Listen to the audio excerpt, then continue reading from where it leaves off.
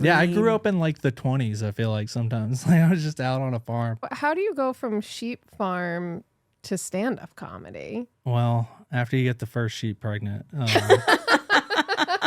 you got to get the hell out of town.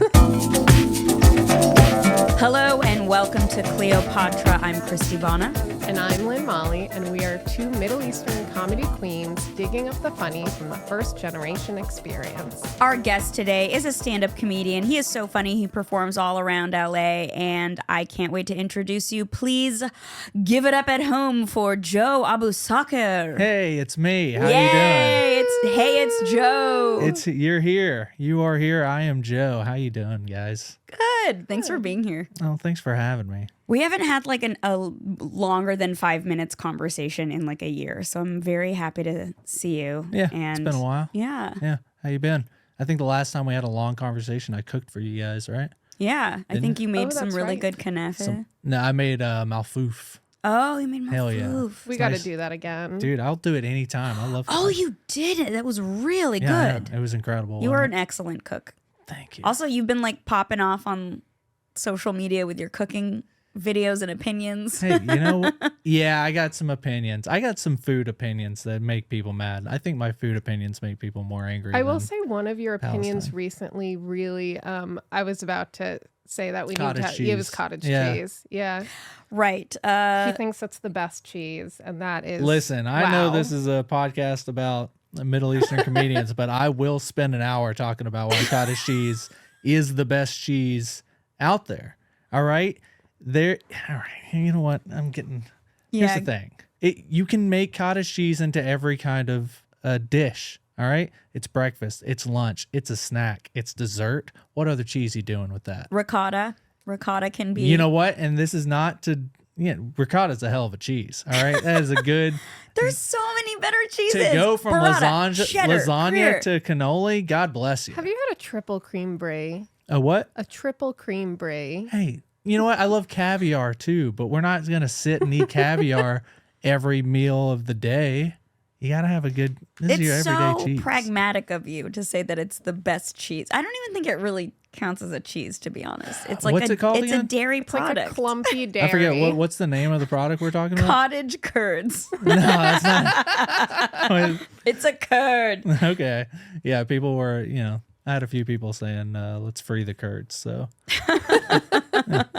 I remember when I used to try to be healthy, I would see like lasagna recipes with cottage cheese, and that's when I stopped being healthy. Another point in cottage cheese direction. It's like eating a protein shake that tastes good. Don't get me wrong, I like cottage cheese. My like snack of the century when I was in college was cottage cheese and wheat thins or Cheez-Its. Hell yeah. Canned peaches.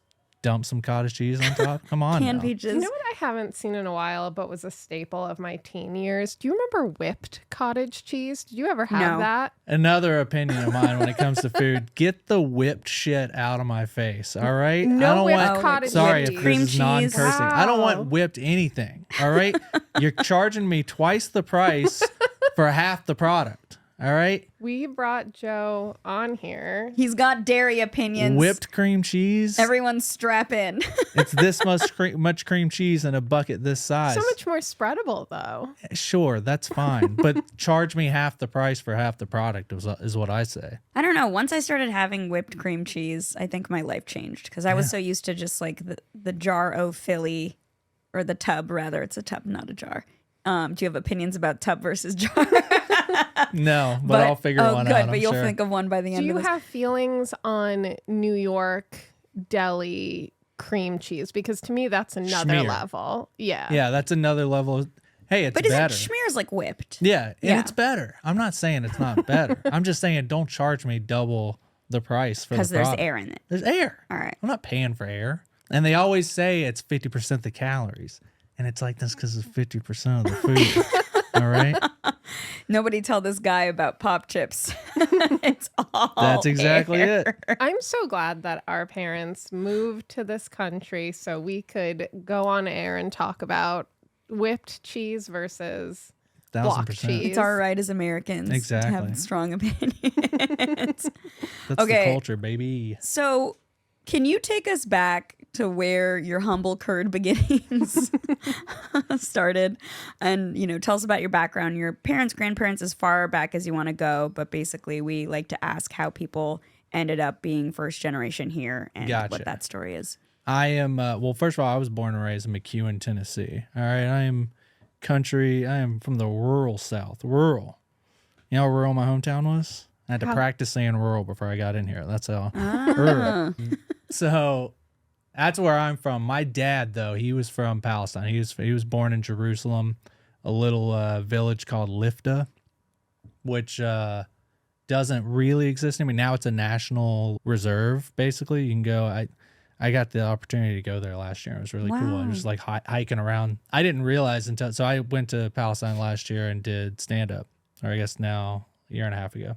And I didn't realize that Lifta had like this kind of reverence over there now because it's kind of like the one village from the pre-1948 years that they fought to preserve how it looks. Wow. So that's why there's all these old houses that are still kind of there that they can't build new settlements on top of. Oh, wow. Is there like a very specific Palestinian look?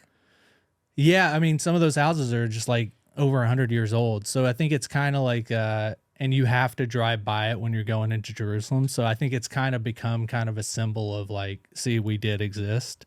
So it's kind of funny. Amr Zar was introducing all of us because we were all Palestinian comics.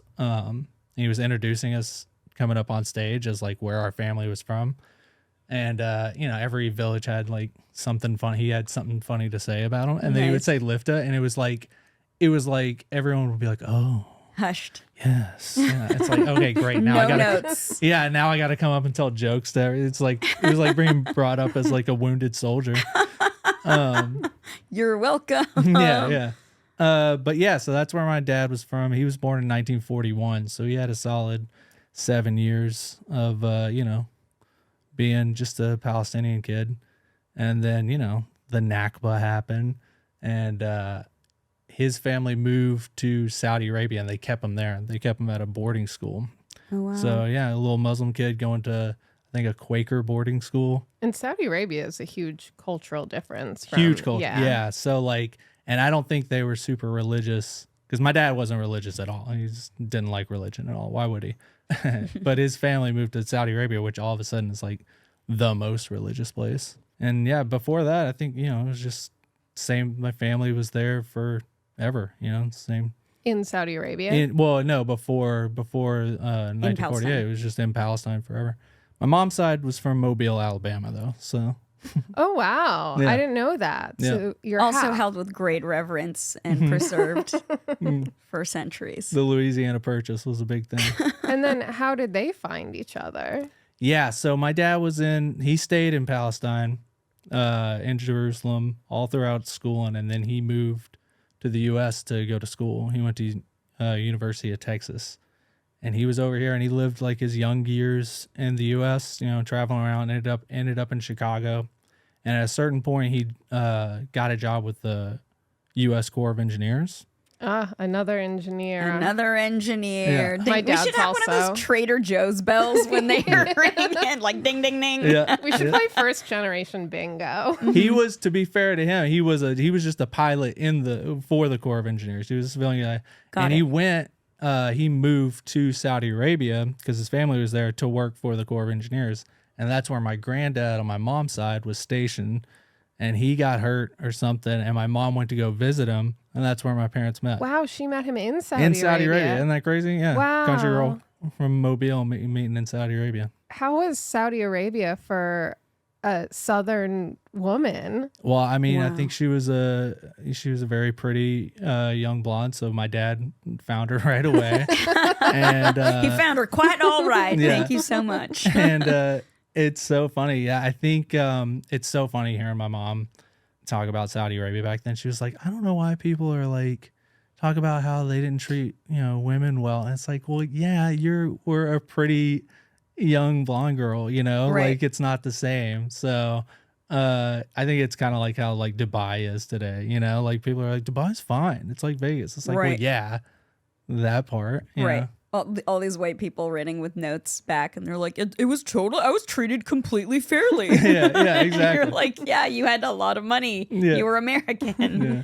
So I think, it was also just a different country then. It was just like it's a very small new country. It still is kind of, right? I remember my dad worked in Saudi Arabia for a little bit, and he, similar to your dad, very non-religious, and he had a lot of trouble with the culture. Yeah, I do remember when I was like 3. I've only been over there once. We went over there to visit, and I remember my dad getting pissed because he got a ticket for wearing his shorts too short.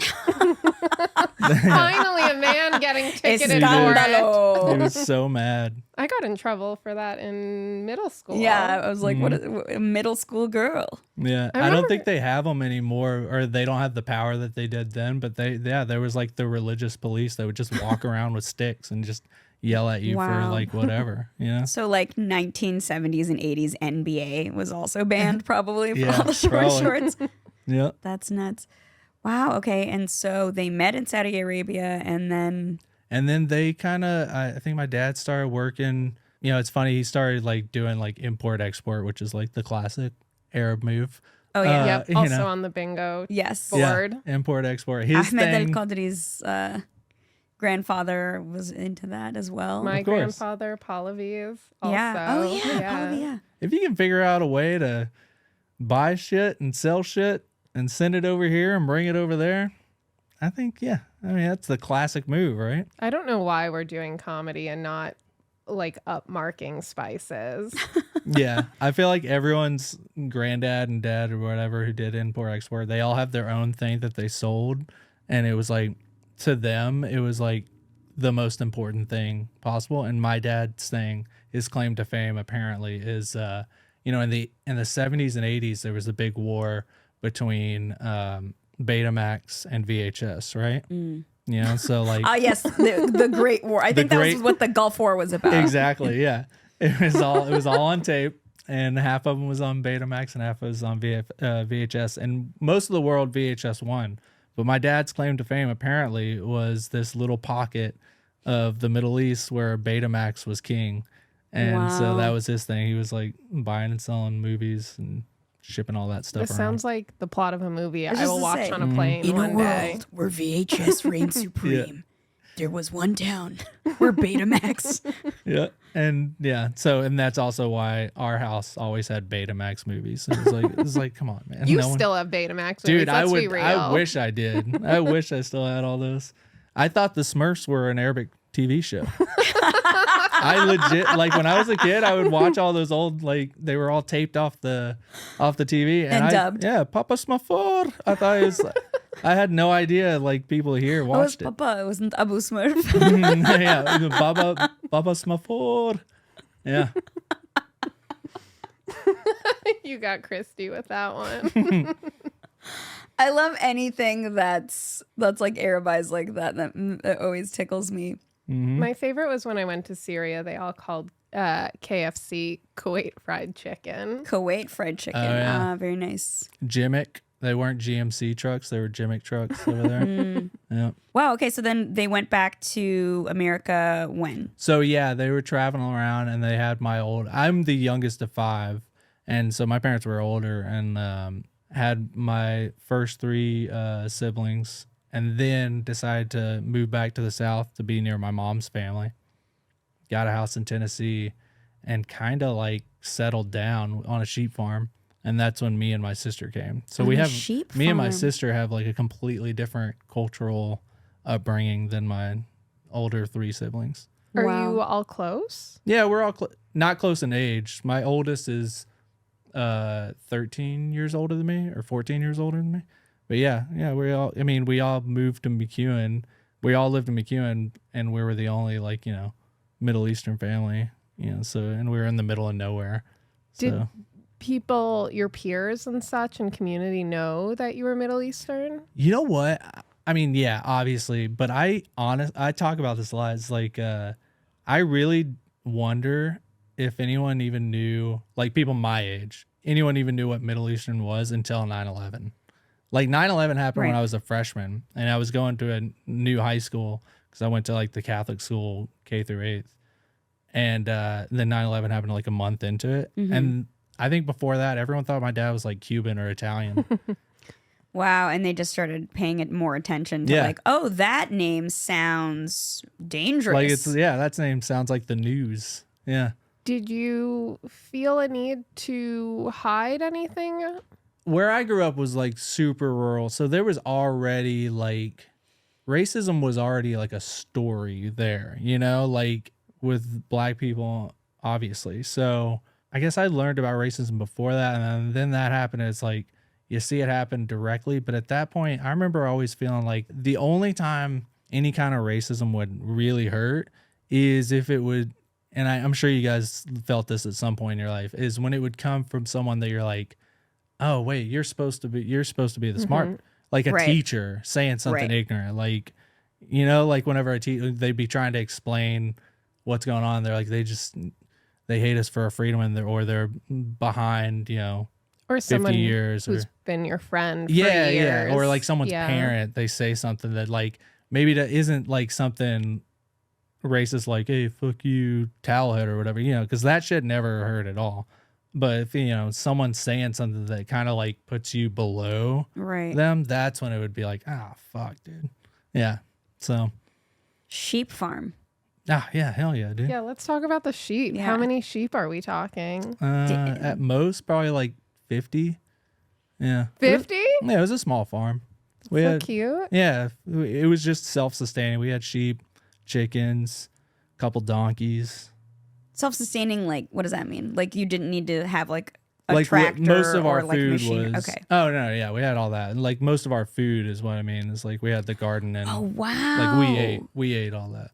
Yeah. You ate off the land and you made cottage cheese out of sheep's milk. Dude, I wish we made cottage cheese, but yeah.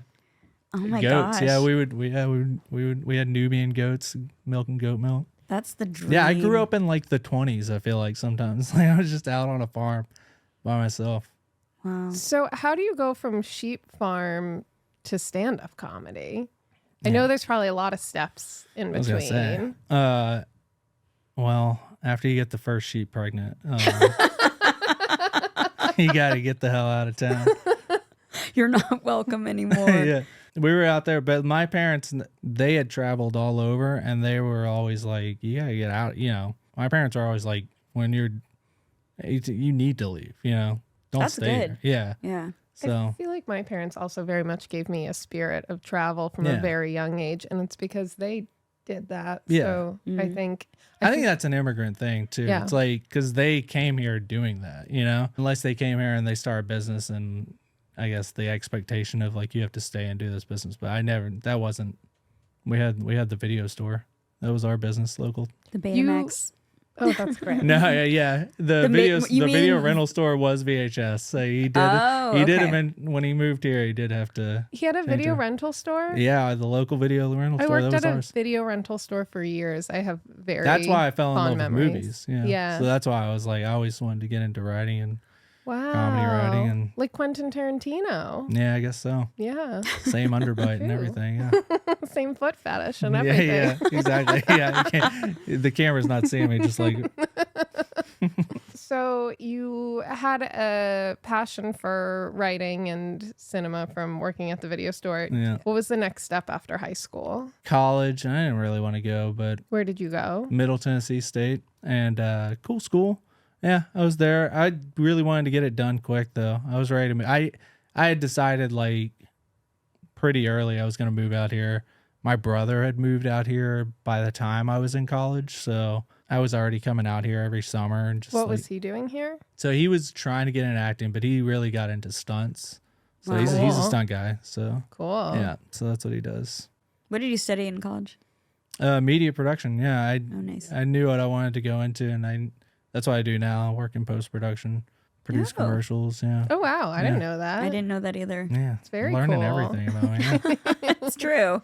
I had your cooking and I'm like, I know enough. you guys saw the cottage cheese And then I heard comments, and you were exactly. I was like, "That's I don't all want to need learn know one about more this guy." fucking thing about this guy. That's really cool. And you're still doing that right now? Do you feel like it like dovetails with stand up or? You know what it does is it gave me a reason to come out here. Which did you guys start stand up in LA? I did, yes. You did? I started in San Francisco, but Much then better, moved yeah. back to LA kind of quickly. Yeah, starting stand-up in LA, if anyone's watching wanting to start stand-up, it's not advised. It sucks. But, if you're out here, you got to get going. You don't know that when you're starting. But it did, having production as another path that I was going anyway, gave me the work and the reason to be out here and the paychecks, at a certain point, so... And when was your first exposure to stand-up comedy? Was that something you were watching when you were younger? Well, yeah, whenever I was not stand-up. I don't know about you guys, but stand-up was never a thing for me that I wanted to do. Not because I didn't want to do it. I would listen to Jeff Foxworthy albums and I would memorize it. And I would watch all of Jeff Jam when I was little. Like Jeff Jam is the off-brand of Def Jam, where it's Jeff Foxworthy saying "damn" a lot. Jeff Jam is a great album. Sorry, I couldn't let that go because I'm a fucking asshole. But yes, Def Jam obviously very classic. They were incredible, and that was stand-up in the 90s, right? Like stand-up in the 90s was Def Jam, and then if it wasn't Def Jam, it was like guys like Jeff Foxworthy that. Or Jerry Seinfeld. Yeah, but Jerry Seinfeld, he was a guy from the 70s and 80s who was still popular in the That's 90s. true. You know what I mean? I see what you mean. You mean like what the new wave exactly. And obviously was. Now looking back, we know like there was the whole alt scene, but I was a kid. I didn't know about the alt scene. It was just those were Martin, Chappelle, obviously. Chris Rock was the biggest thing on earth, the kings of comedy. All that was like, that's what stand-up comedy was, and I loved it. But I was like, I can't be wanting to do that would be like me being like, oh, I want to be a rapper, Right. Like it's like not my culture. And so I was like, but I loved comedy and I would watch that. But SNL and The Simpsons and Late Night with Conan, all that stuff it like taught me what funny was. And I was like, that's what I want to do. The Simpsons was definitely super formative for me. We watched Simpsons? it every weekend. Every day. The whole family. I remember would sit around on Sundays. Right. And did you also? Yeah, we did that. It taught you what funny was. Yeah. Like everything about it. And then SNL, watch it every weekend as a family, like obsessed about it. I was like, that's what I want to do. I want to write that. And then obviously movies were the same thing. I was like, so I knew from an early age, I was like, I want to write comedy. And then it wasn't until I started coming out here, like when I was like 19, I would come out here and I would go like pop over to the Comedy Store, be like, oh, this is cool. And then that's when I saw like Bill Burr and guys, and I was like, oh, this is just a guy with a voice, And that's when I like really like dove more into stand-up. Did you start stand-up when you were 19? No, didn't actually start. I would go over there and I would hang out with my fake ID every summer. And then when I finally moved out here when I was 23, first time I went up was at Potluck. Yeah. How surreal. And then you performed there. Yeah. That's really cool. Yeah. So how old were you when you actually first started? 23. Yeah. 23, okay. How do you feel like the scene in LA changed like from what it was then when you first started 10-ish years ago to what it is now? Like obviously it was pre-TikTok, it was pre-Instagram, but just I wonder what your perspective or how your philosophy about stand-up kind of evolved. Okay, so these are my stages of LA comedy. First was me coming out here when I was like 19, not doing it, but checking it out. Like going to the Comedy Store those years. First of all, the Comedy Store was not cool.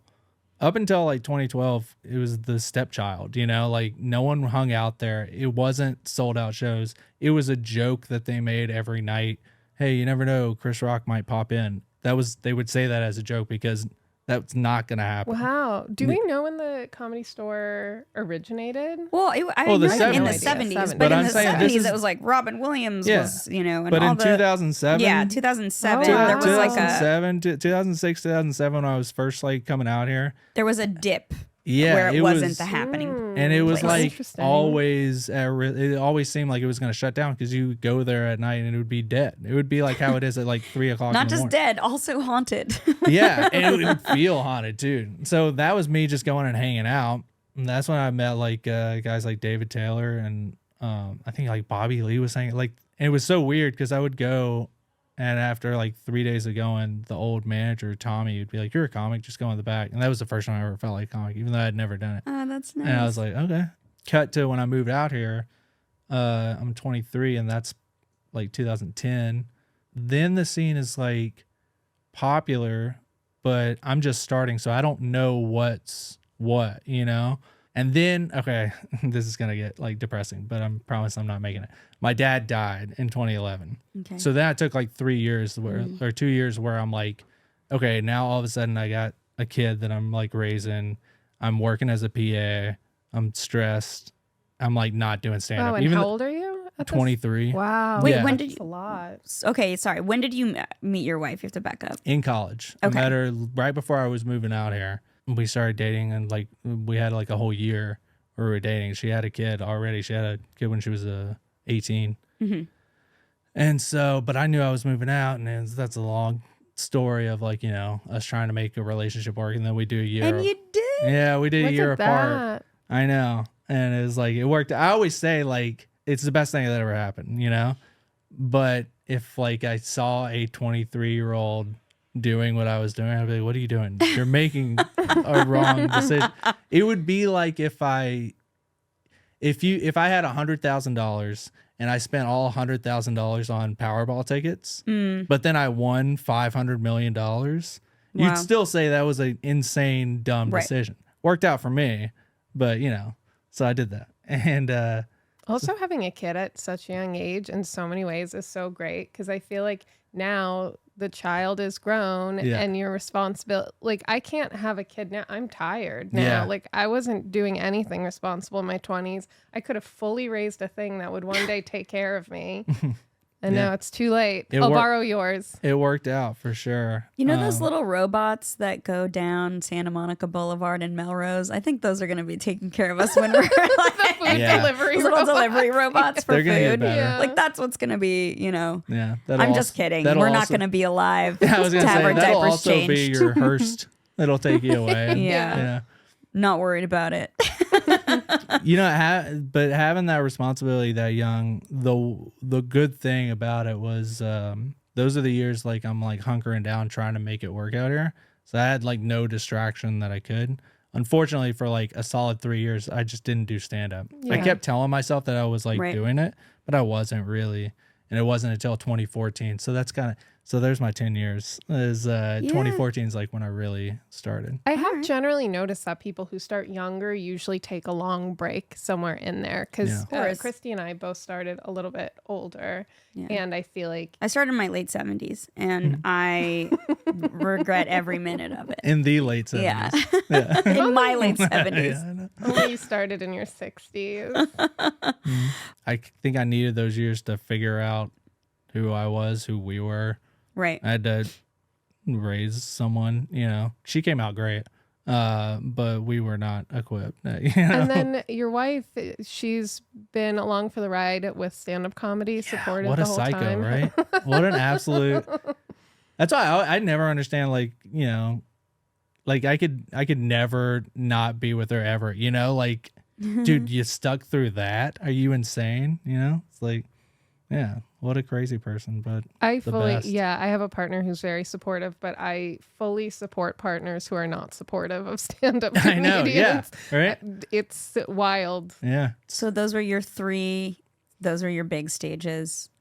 yeah. And by 2014, that's when, to go back to your point, that's when LA stand-up really was blowing up, with Roast Battle really blowing up. That's when I feel like the boom was really happening. Probably in reality happening in like 2012, Mm-hmm. but by 2014, that's like when it just seemed like every week there was someone new coming and people blowing up and podcasts blowing up. And we're Right. still, I think we're still in the boom. I started in 2016, and I think I've seen a huge shift pretty much from before the pandemic versus after. I think LA comedy was in a huge boom up until 2020, and then 2020 was at its worst, or 2019 was like, it was getting too much. You know, there was too many people in LA trying to do stand up, and like trying to be the Comedy Store at that point was just everyone's just there. I stopped hanging at the store during that time. It was just like constant, like everyone was there all the time, just like hanging around. And then the pandemic happened, and a lot of those crazy people moved to Austin.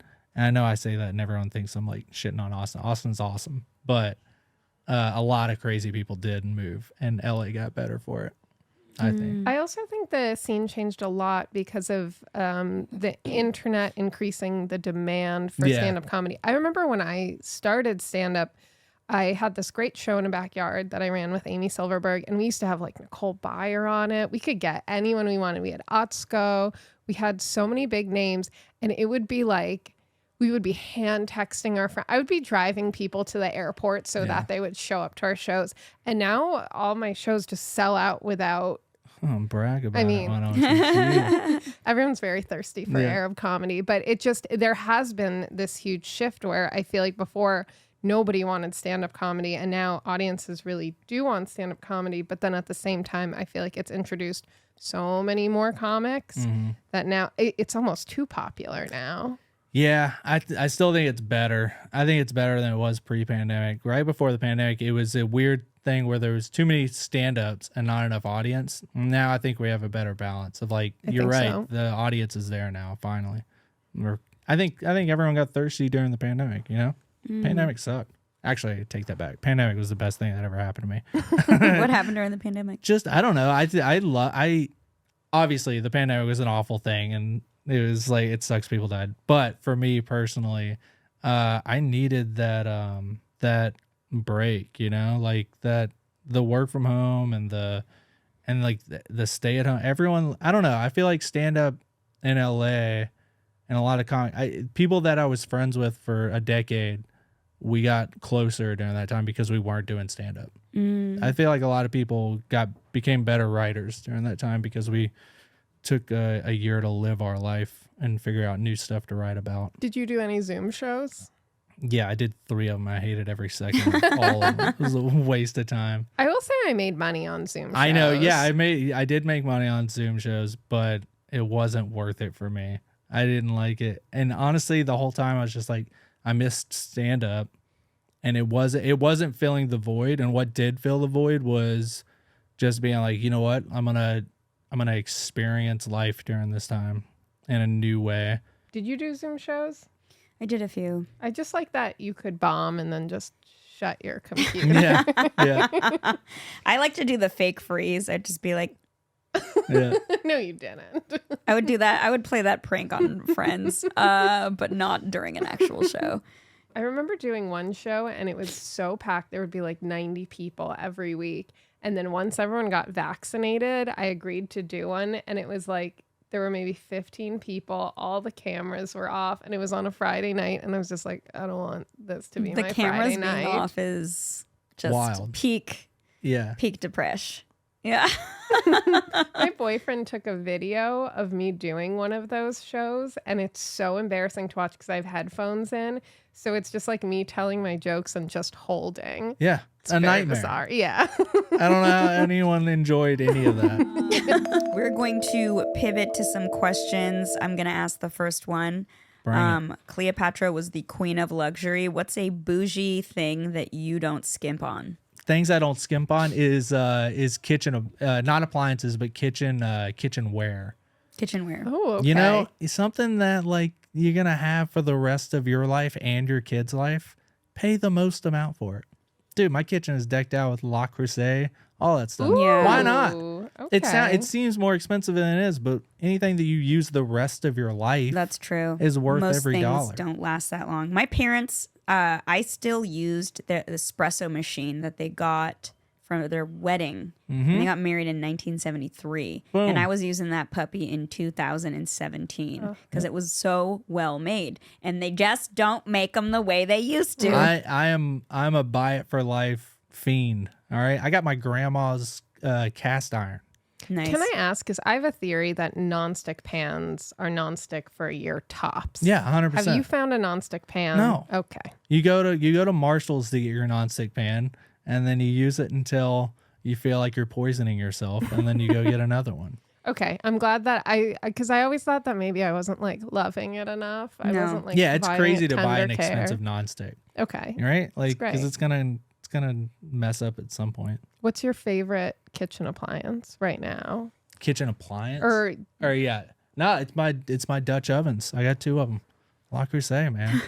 Come on. All right. It was the most expensive thing I bought. And it was like, I remember buying that and buying my first like mattress that I bought for it. I remember those were the 2 things that were like, oh, I'm an adult. Hell yeah.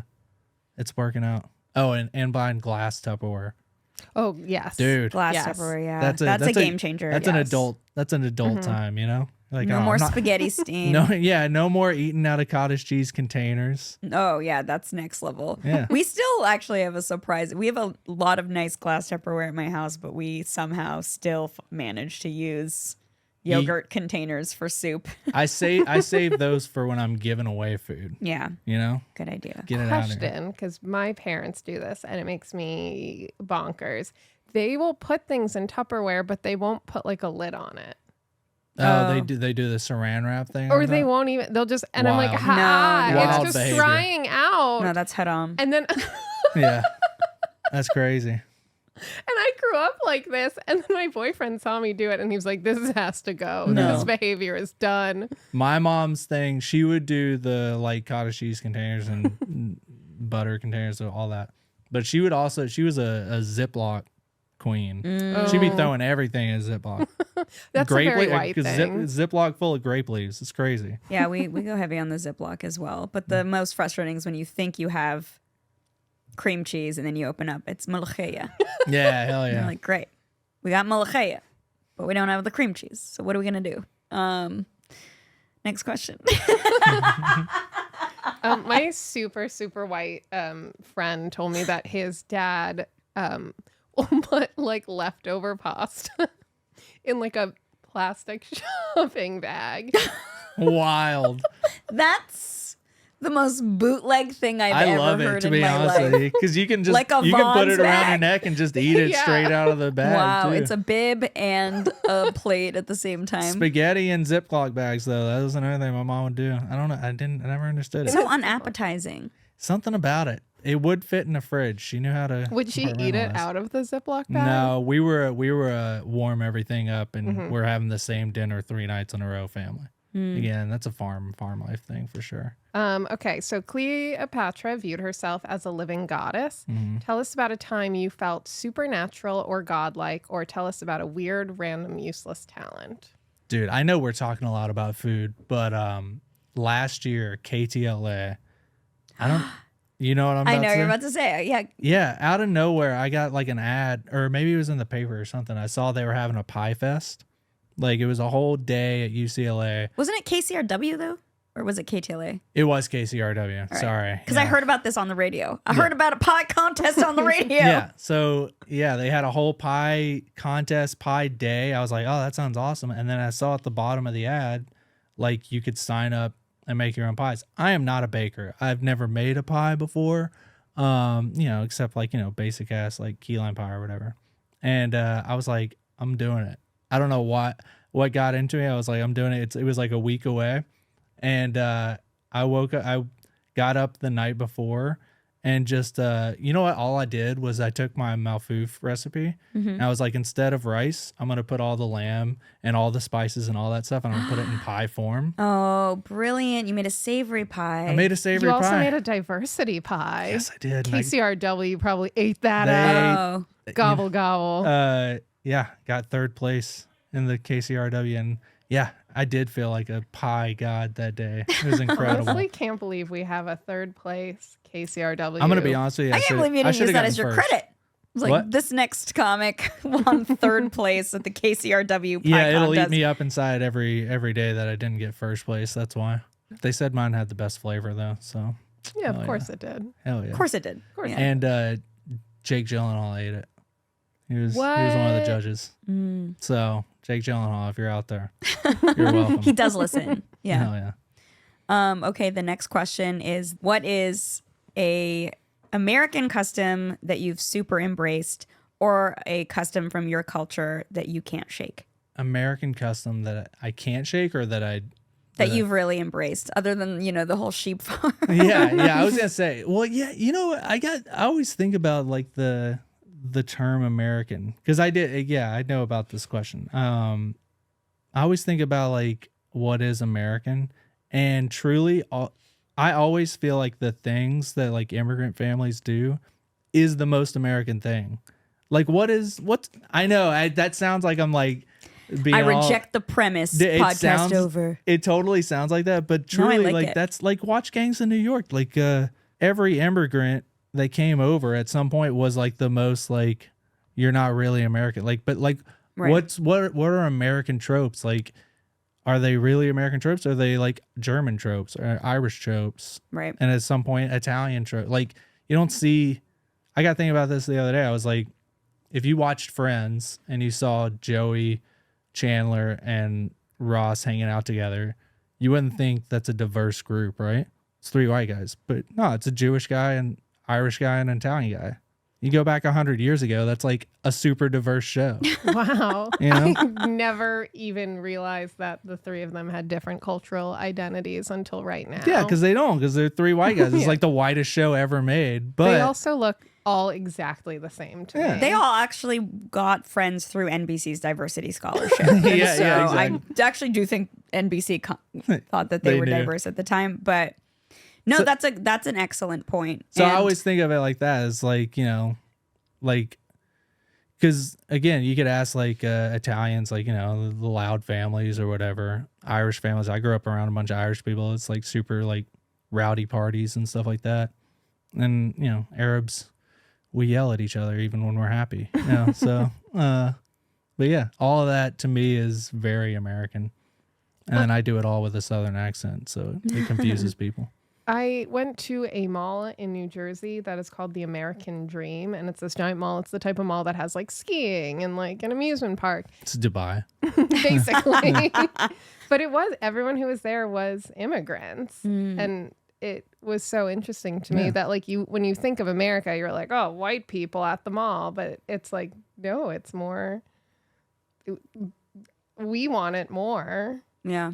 That's all it is. The whole country is like that. So I never understood like people that are super anti-immigrant. It doesn't make any sense. You were that. Right.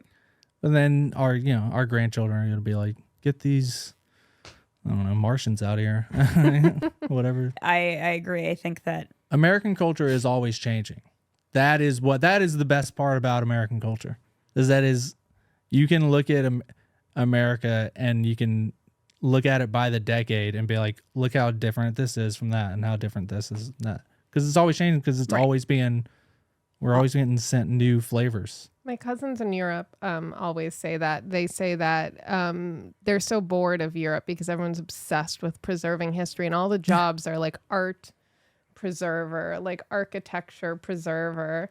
And they're like, all the streets are like Victor Hugo Street. And then they asked me, they're like, what are the street names in America? Like Usher Street? right. I was like, what? All of our jobs are like wish. disruptor and they're preserver. I mean, that's a good Yeah. point. That's yeah. America rocks. I love it over here. Wow. Can you hear run for that? office? Thank Yeah. you. Appreciate it. We did not pay this Arab to say that on this podcast. Well, and yeah. But I he said did come America an American flag wrapped America with an rocks. American flag around it. The American government has always been a problem, but the place is awesome. Isn't that always the case? The Yeah. government's bad. The people are mostly good. Exactly. And now it's time for our final segment called Dig Deep. This is where we ask the deep questions. Oh, boy. The first one, Squirmy. Elizabeth Taylor famously portrayed Cleopatra in the 1963 film. If Hot your lady. life were a crossover of 2 TV shows or films, what would they be and who would play you? Who would play me? Everyone would say Jason Biggs. I got that a lot. Oh, interesting. You're yeah. like a cross between Biggs and Statham. Statham? Yeah. Hell yeah, dude. I like you guys. It's awesome. It's so much better than Jason Biggs. Everyone's like, I don't see the Jason Biggs at all. I never saw it, but a lot of people would constantly say it a lot. I They'd was be gonna like, say you like look a like the guy who Matthew- fucked a pie in a movie. I was going to say like a Matthew You got McConaughey. third place for fucking a Yeah. pie at the KCRW contest. That was the secret ingredient for sure. Yeah. Jake Gyllenhaal, eat your heart out, baby. What show would I cross over into? I mean, look, Mad Men is my show. And just in working in advertising and all that. That show is very real in that world. It's not very a jokey answer, but that is the first thing I thought of. And all the misogyny was so cool. Yeah, your bread and butter. Yeah. No, yeah, I think give me a little Mad Men, but give it to me in today's world, and I think that would be my show, right? A little comedy, a little drama. Maybe a little more diversity than the original. Yeah, that's how. Yeah. What are you talking about? They had an Italian. yeah, a gay Italian. A gay Italian in 1950. Yeah. Okay, Cleopatra had a storied legacy as a historian and a scholar. What do you want your legacy to be? And also, what would you want your epitaph to read? Obviously, we all want to be like remembered for our work, right? Especially writers and stand-up comics. It's all we obsess about. But I think being remembered as a good person that's a good investment, isn't it? Good investment in time. Like whenever like people have been dead a long time, like they have like all the things that they did that were great. But at a certain point, if you were a shit ass person, be a good person. That's what I would want to be remembered as. And, as the greatest savory pie maker of all time and the ambassador of cottage cheese. Those three things specifically. Good dad, good husband, cottage cheese king. And is that what the epitaph will read? Ooh, yeah, absolutely. Dad, father, Here curdles husband, Joe Abousakher, the leader of the Curds. Yeah. our Kurdish king. Yeah, Kurdish king. That's amazing. Once a year, Christy and I will visit your grave and put a ribbon. A tub of Knudsen. Yeah. Oh, I was going to say ribbon for his pie, but also a generous offering of non-whipped cottage cheese. Next question. Okay. The ancient Egyptians were often buried with treasures and worldly items. If you had to take one item into your sarcophagus, what would it be? I think the ancient Egyptians got it right. Like having stuff around you and then preserving it so that like 5,000 years later, someone can be like, hey, this guy's name was Joe. He was really into this. Yeah. That's awesome. It's so cool. It's so cool. Just saw the Book of the Dead exhibit at the Getty Villa, and it was just If it didn't take up so remarkable. much space, I would say we should all do that. We should figure out a way to do it digitally. But I think we probably will start to. And yeah, I would want to have every journal and every joke I've ever written surrounding me. I would want to be wrapped in my jokes. ooh, I love that. Like linens. Yeah, and when they unwrap the mummy, they just like get a long joke book, like one at a time. The only problem with that is I feel like of all the art forms, comedy is the one that like expires. That's why you put a quickest. booby trap in it to where you get a little slapstick humor in there. Okay. Like maybe my head falls off whenever it comes off. Ooh, I like that. I feel like Because the slapstick puns. comedy does not go out. Mm-hmm. Charlie Chaplin is just as funny as he was the day he came out. I didn't realize how much of a word comic I was until I went to Palestine. And I was like, oh, wait, I need to make sure this isn't so much wordplay and like focusing on like specific culture in the US. I got to make it like, that was a really fun writing exercise, like figuring out over the week, like what someone else in a different culture likes. What was that like? It was incredible. It was the best week of my life. Like it was funny. Like the whole week going into it was everyone being like, "Oh, don't worry about it. It's all English speaking. And it's mostly going to be college kids that completely understand American culture. Hell, most of them are going to be just on vacation from Dearborn. Like, just do your set. It's not going to be a bunch of old people." And then we go to Ramallah for the first show, and I swear to God, I look out, and it might as well have been 200 of my aunts and uncles. Every uncle who ever asked, like, Wow. "Oh, comedy, you make money?" No, obviously I don't. That's always the first question. Do you Dude, make money? Yeah. It was so cool because like I would wake up every morning at like 6 a.m. and just walk around and get to know people around town. And it was a weird trip where it was like I'm learning about a culture that I've also like lived with my dad and I should already know, but I don't, and I've never been here. And it was like, it was such a strange week of like getting to know the familiar. It was Right. I don't even know how to explain it. It was a really strange week, and also writing was just flowing out of me. You know, whenever it's kind of like how I said with the pandemic, it was like whenever you experience something in life that is like really like you got to take a second to be like, this is material. Material isn't sitting in a fucking coffee shop and trying to fucking juice it out of you. It's going and doing something like that. I think breaking routine is absolutely the most powerful thing you can do for creativity. Yeah, it flows out of you at that point. So it was a weird week of like emotionally for like the family and my, you know, where I come from, and also just creativity and how like, you know, that life experience was like flowing out of me. It's always so weird to go back to where your parents are from. The first time I went back to Egypt, there were so many weird little things that clicked as context for why we are the way we are. Like, I went to an Egyptian church my whole life, and so I know how like the Egyptians be acting. Like, I know how we act, but then it's always within the context of like, okay, this is in America, and this is at a specific church. And then going to Egypt, it provided so much more context where I'm like, oh, this is why everyone does this, and this is why people think it's okay to triple park in the parking lot. And you know, oh, everyone is so incredibly generous and so incredibly like, this makes so much sense. And it was eye-opening, but then also you realize like, wow, there's so much I don't know, and I feel like I don't belong here at all. Yeah, it's like you're kind of stuck in like this weird middle zone, which over here you always feel like that, right? You know, so right. But it was beautiful. I loved every second of it.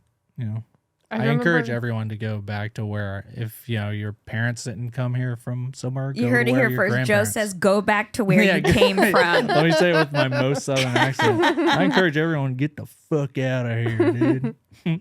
I remember being glued to your stories when you were there. Not to be a creep or anything, but I was drooling at the food. It looked incredible. Oh, dude, I gained 20 pounds on that trip. Good Lord, everyone's just like filling you up every second. And yeah, it was a family reunion, and I didn't, you know, with people that I had never met, you know, so it was beautiful. Love it. Free Palestine. Amen. Peace. What a fun pod. Thank you. Yeah, love to have you. Can't thank you enough for coming, sharing yourself with us. Thanks for having me. Is there anything you want to plug coming up? Trying to get on the road, but definitely listen to the Here with Joe podcast every Monday. Post stuff up on my Instagram at Here with Joe, and you know, come out to a show sometime. That's been the episode. I've been Christy Bonna. I'm Lynn Molly. And I'm Joe Abousakher. Thanks for listening, everybody. If you like us, please leave a review, say something nice about us, subscribe. 60% of you listen and don't subscribe, and that hurts my feelings. So Terrible. Please just follow and support us, and we really appreciate everything and everyone who's listened so far. Until next time, bye-bye. Bye.